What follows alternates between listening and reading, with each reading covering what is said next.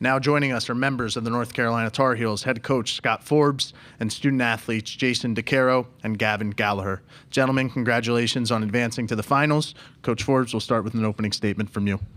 Yeah, good morning to everybody. Hope you've all had a great off day and another quote off day. Honor and a privilege to be here. We're thrilled with this opportunity. I'm thrilled for our players. They deserve to be in this game. Just really excited for them. They put in a lot of work that people don't see. They've had a lot of people support them, but at the end of the day, it's all about the players and what they do. They're the reason we're here. So I'm just excited to watch them again and jump on their backs and try to make good decisions for them. But we're excited to get this thing going starting tomorrow, and excited for our fan base and all of our families and Tar Heel Nation. We're going to open it up to questions for the student athletes. Noah Weisskopf with Tar Heel 24/7. For both you guys, I know you've talked a lot about the togetherness of this group, but even before Omaha, where have you started seeing a lot of that togetherness before getting out here, and when did that really start for you guys? I think that it started first day of practice. We knew that this was a special group coming in, and the coaching staff, they do such a good job of bringing in the right people, more so than just the right players. So, everybody just we got along well together from day one. And then the more time we spend together throughout the season and in the fall, everything, spending time off the field together, it's really helped us, grow closer together. Tommy Ashley, Inside Carolina. Jason, just sort of building off that, you guys have been the constants over the last 3 years other than the coaching staff. Just talk about the journey you've experienced as a young freshman to now in this moment. Yeah, it's awesome to be in this situation. From the day that me and Gavin stepped foot on campus, this was always the goal, is to be in this game and to win it. So just to see where we came from freshman year coming here, last year, how we ended the season, and then this year, that journey's just been awesome. And just excited that we have this opportunity to go out there and compete for a national championship. Bonham, Tar Heel Tribune. Jason, what are your thoughts realizing that your likely last college start comes in game one of the championship series playing for a national title? And what are your thoughts about facing a team that hit 5 home runs on Wednesday? I don't know. I got another year left, so. Yes, he does. Not really focusing too much on them, just really focusing on what I can do, how I can pitch to my strengths. Especially at this point in the year, we've worked so hard all year to, improve ourselves. So there's no reason to go away from that now. What about the moment of your possible last start coming in this series? It could have been the last start of the season. Last weekend could have been this past week. So just going out there and having a blast, trying to enjoy every pitch out there and enjoy every second of it. Noah Bieniek, 11.7. Question for Jason. A big narrative for the other team that you'll be facing in the finals is their weekend rotation that currently contains 3 freshmen. Can I get just a thought on some of the freshman arms from your team, specifically Caden Glauber and Jackson Rose, but if you want to open it up to others, go ahead. Yeah, they've been unbelievable for us. Globe's the best freshman in the country, and then Rose isn't too far behind him. Just the innings that they've been able to, throw for us and the spots that they've both been in. It's been huge for us to be able to have those guys, especially for us starters. We know that, we can go out there and there's way less pressure on us because we have guys like that in the bullpen behind us to pick us up. Grace Nugent, Inside Carolina, for Jason and Gavin. The 2006 team was in Chapel Hill, and then obviously the 2007 team. And you guys are at a place that hasn't been done in almost 20 years. Have those two teams or any of those players given you guys any guidance or advice on getting to this spot? Yeah, we've talked about it before. They've really paved the way for UNC baseball program.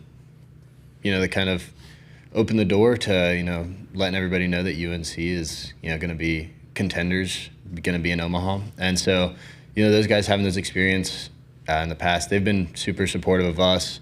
They've been around a ton of games, and it's more so just seeing their support for us means a lot. And so it's really special when you have players from that long ago still, keeping up with the program, and I think that speaks a lot to, this program as a whole. It truly is a family, so we're very grateful for their support, and they've been nothing but awesome for us. Rod Baxley, Fayetteville Observer. Gavin, Gold Glove at second. Going back to the conversation with Coach Forbes about moving to second after playing at third, what was that like? And then to reach that moment yesterday, how do you just describe that? Yeah, well, I just told him that I knew I'd been playing the wrong position for the past 2 years.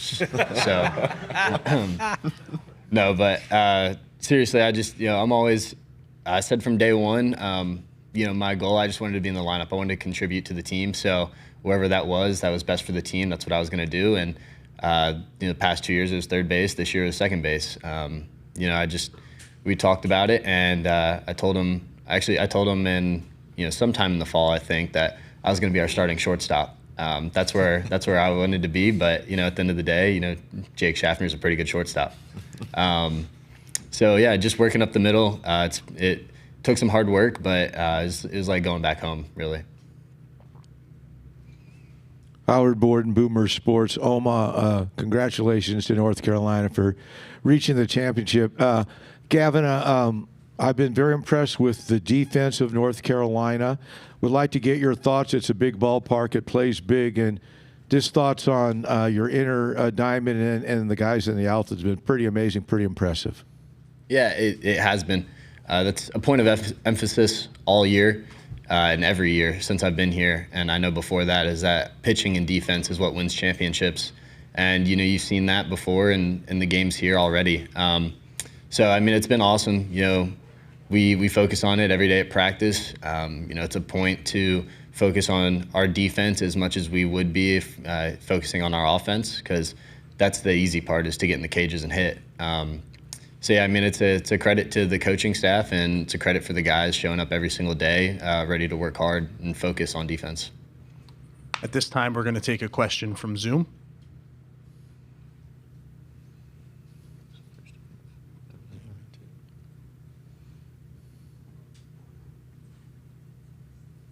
If you could please unmute your microphone on Zoom.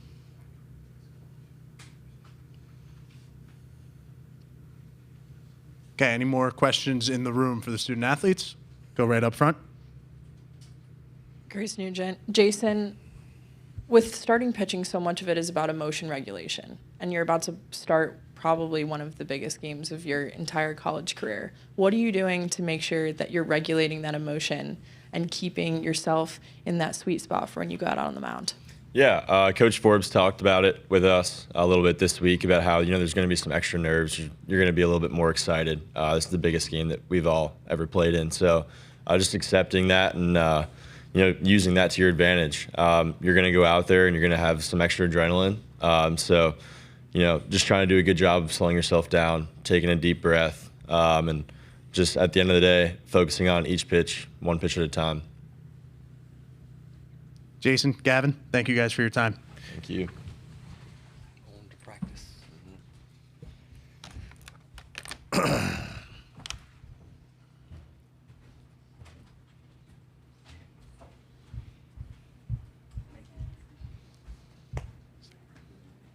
We're now going to open it up to questions for Coach Forbes. Start right up in the second row here.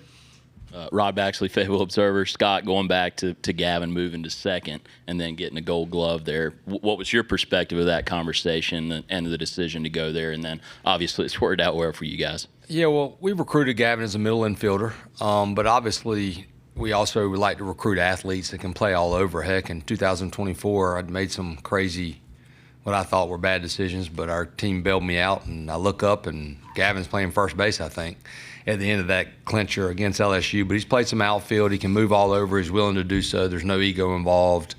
And he was right. We put him and Jake Schaffner at shortstop, and we wanted to see who was going to win that job. And I felt like it was better, and me and my staff felt like it was better for our team for Gavin to play second and Jake to play short. And he's done a phenomenal job. Him and Coach Jackson came back here. He works primarily with our infielders. Kyle Datris is also back now coaching with us, and they work really hard, and he's gotten better and better and better. And he had to work really hard to become a great third baseman. I think the middle was a little more natural for him, but you don't get as good as he's been without a lot of reps, so he's put that work in. Noah Bieniek, 11.7. Coach Jason DeCaro, Ryan Lynch, Folger Boaz, Cord Rager, Xander Mercurius, Nick Weslowski. Those are the 6 starting pitchers for the 2 teams playing in the finals here in the College World Series. All of those guys were recruited out of high school and not the transfer portal. Do you draw any conclusions of, recruiting arms out of high school versus hitters? Yeah, we still want to get the best high school players, period. You're looking now I was looking at the CBA stuff. Who knows what's going to happen?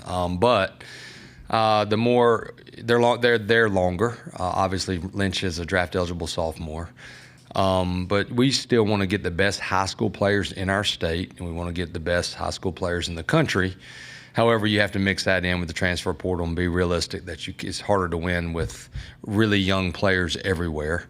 But we have put an emphasis on high school pitching. I've always believed with my pitching background that if you're 17 or 18 years old and you've got command and it's, 90-92 with 3 pitches, that usually doesn't go backwards. The harder part offensively is the physicality of swinging the bat and being able to handle playing every day as a position player and so many at bats. So I think you're more in an advantage if you're an older player positionally than you are as a pitcher necessarily. So it's good recruiting by both sides, and I think that's why we're both in the finals. Noah Weisskopf with Tar Heel 24/7. You mentioned that the togetherness was one of those big qualities of the 06 and 07 teams. I'm curious, when did you know that this team was as close as that team was, and how did you see that develop over the course of the season? Yeah, it's a credit to our players and our returners. It's also a credit to my coaching staff. We work really hard through that. One of the joys of being a head coach is every team's different, and how can I, as the head coach, give this team the best chance to have success and work on that togetherness? I've never liked to use the, quote, team bonding thing, but, the locker room's important. But the biggest thing is, can you get everybody pulling the same direction with the same common goal, and that is to win a championship and be a part of something that's bigger than yourself. Now, with all the distractions with social media and NIL and draft, there's still nothing better than that. The team is what we always talk about. And when you have guys that return and know what our culture's about, and they implement that to all the new players, and they make it clear right away, like, hey, at the end of the day, the 2 most important things that these guys that have already been here care about is, can you help us win? And then what kind of teammate are you? Because that's what you're going to be remembered as the most. And that's why we've had such a good team. Ryan McGee, ESPN. Coach, I'm looking around the room. There's not a lot of us that were here in 2006, 7, 8. What do you personally bring from those experiences with you now that you're at the end of the bench? That's a great question. A lot of things. Number one, to enjoy it more, to understand how hard it is to be in a national championship. I remember waking up for Game 3 against Oregon State in 2006, and I sat down and looked at my breakfast, and I couldn't eat it. I was that nervous and like, holy Moses, we're playing for a national championship, and I wouldn't do that now. I'll be excited. But I want our players to embrace the moment and to enjoy the moment and to understand. You don't want to look back and be like, I was walking around on eggshells and fearing what would happen if we didn't win. So that was the number one thing. I learned personally, too, that you got to go for it. You got to live in the moment. You got to go after every single pitch and not think about the end goal. Just think about that current game and the Nick Saban process of just trying to dominate every play and every pitch. But, man, I have really stepped back and said, man, let's embrace this. Let's get the elephant out of the room. I've talked to our players about it. I talked to them about it last night. Like, hey, we're playing a national championship. You're going to have even more nerves. It's going to be harder to sleep. Invite that. Embrace that. Talk to it. Because it's not fear. It's just excitement. I could come here and talk about a million things that I've learned. But now I've learned also to enjoy just being in this spot.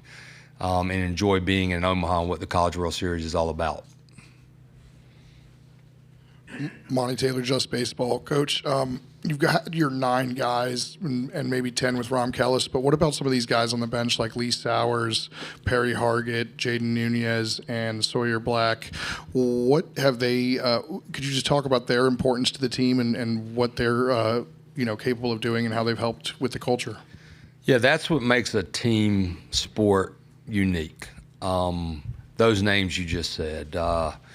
Those guys work their tails off. They're ready for their opportunity. And Jaden Nunez was getting ready to come to the plate in a super regional with the game on the line if Owen Hall got walked. And because of his hard work, because of the teammate he is, how hard he works, he's going to be ready for that moment. But it's not just those guys. We have I told our managers, we got the world's best managers. We have bullpen catchers. And I watch these guys. I watch them celebrate. They're all the same. There are 14 guys here, 15 guys here. That's what I don't love about the media. There's some separation, but there's really not with the team sport. When it's all over, you look at your friend as your friend. But those guys are very talented. They're ready.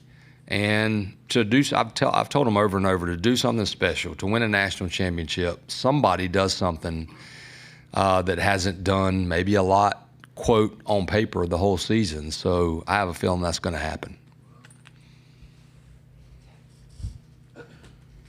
Coach, the culture side of it's so huge, especially in the NIL era, the transfer portal area. Can you speak to the rocks that Jason and Gavin have been for you, as well as the other guys that have been here, whether it's Maddie or Carter French and all, and how important that is for your culture to put you in a position like this today? Yeah, I think culture, we go over that the first team meeting. We went over it August 17th. I'll do it again. I'm not there with our summer school guys. I would have already done it with them. I'm glad I'm not doing it with them. I have to do it with them on Zoom. But we define cultures, how you do things, how we do things around here. And that's the joy of being a head coach. That falls on me and instilling the standards. But then the players have to buy into it, and they have to believe in it, and they have to understand that, hey, how they do things every single day is important. We can't talk out of both sides of our mouths. So these guys that have been in the program for 3 years, they do understand that we are going to do things a certain way around here. And we're going to respect the game. We're going to respect our university. You're going to go to class. You're going to work hard to get your degree. You're going to learn what being – Jay Billis said it best. He has a great quote. You have to work at being a great teammate just as much as you do at being a great player. But when you figure that out, how important that is, you start building your culture. And our culture now is at a point where, I tell our players all the time, I'm not getting younger. My rope's getting shorter. So our culture is only going to get better. The standards are going to only get, more important and more high. So you're going to have to meet those. And these guys help me, instill that in the new players when they get in there. And I was in the locker room, and I'd like to think that Coach Fox could say that by the time I was a senior, there's a lot of things that didn't get to him that we took care of in the locker room. And that's the mark of a great program and a great team if your players are doing that. So these guys have been doing that all season. Scott, Ariel Bonham, Tar Heel Tribune. This Oklahoma team has been on an amazing power surge in the last couple of weeks, 5 home runs on Wednesday. What's important for Jason in dealing with that? And then for your hitters, you're going to face a power pitcher who was outstanding the other day. What's important for them? Yeah, the most important thing is we are who we are. Don't focus too much on the opponent at this point in the season. We got a lot of the same thing when Georgia Tech rolled into Boshamer Stadium. We learned a lot from Virginia with a powerful offense. What Jason's going to do is what he's been doing. He doesn't. We don't care what the offense has been, what they're doing, how hot they are. He's going to go right after them with his stuff. You start being tentative, you start getting negative counts, then that offense gets even better. So we'll do our scout prep on Oklahoma, and we know obviously how well they've pitched it. We know how much power they have. We know that they've got velocity. And that's where practice comes in. We're going to be prepared for that. We're going to train for it. But at the end of the day, the most important thing, our guys have done a good job and our coaching staff done a good job. And I just reiterate that to everybody. I've been coaching a long time, and our prep's what is most important. We have to be ready to play our game and play at a high level. And if we do that, hopefully some of that stuff will equal out because we feel like we've been pretty hot as well. But they've played great, and it's going to be a big challenge for us, but we're going to be ready for it. Grace Nugent, Inside Carolina. Coach, on the eve of you coaching in this game one of the national championship, have you talked to Coach Fox at all about that moment, or any of your assistant coaches, to recognize what you guys have accomplished but what you still have to do? You know, Coach and I talk all the time, but we haven't talked specifically about playing for this game. You know, he'll probably shoot me a text, and Coach is more, you know, I played for him, so it's more about he's proud, like a second dad, and I appreciate that. And he's been unbelievable to me since I became the head coach. Been a big sounding board for me. You know, I wouldn't be here without Mike Foss. He gave me the opportunity. He gave a bad,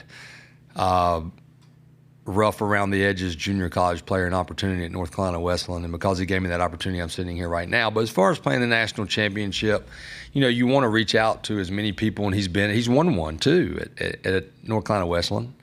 We've been in it together, so we know what the emotions are like. But the biggest thing for me is, like I said earlier, just I used to think, oh, it's just another game, and say that to the team, but it's not. You know, get the elephant out of the room. We're paying for a national championship. Let's go ahead and start talking about it. Then we'll get back. We'll taper off of that and start getting back to our process, which is getting on that field and cranking that machine up for that cheese we're about to face from that big lefty. Noah Bieniek, 11.7 coach at the top. You mentioned the off days that are built in here to the College World Series schedule. What did you do during the off day and today outside of the media day? And then have you looked at Oklahoma at all? What do you know about the Sooners? Oh, yeah. Yeah, the off days, I had to remind myself, actually, in my mind, I thought Globe, as we call him, Glauber, had 1 day rest, but then I was like, wait a second, he's got 2 days rest. So, you know, the days off have been great. We've used them strategically, with practice being the most important thing, and our players' bodies and them feeling good. And I told them forever, your goal is to feel your best at the end, and we're at the end. And the only way to feel your best at the end is through your preparation. So we used practice sites. We used a weight room. They've gotten a lot of rest, a lot of sleep, been nutritionally sound, but they've also had free time. And I told them before, if you play well, you're going to have more free time. And the teams that manage that free time the best with discipline probably will play the best. So this is a disciplined group. Their families are out here. So me personally, I've just spent as much time possible with my family because I have a ton of family out here. I have a ton more coming, which is going to be great. I've also spent as much time. The thing I've enjoyed, too, the most about us playing this long is I get to spend more time with Gavin Gallagher and Jason DeCaro. That's the best. I enjoy that the most. And, of course, I've done my homework. You know, I was an assistant coach for 20 years. I can't go into a game without watching the opponent. I've worked hard and watched Oklahoma. I'll watch a complete game, one complete game tonight, just to see them play. You know, I'll pick one that I feel like that they play a team that's kind of like us, and then I'll just wake up tomorrow and be excited to play a weekend series like we've been doing all season.